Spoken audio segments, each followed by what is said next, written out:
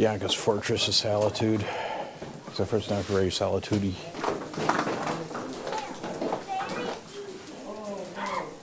And there's a beanpole in her natural habitat. The ice caves of North America.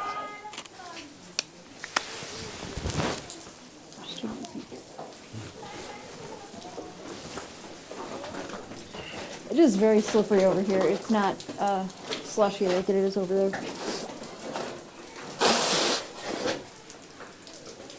Shuffle. Just letting you know. Yep.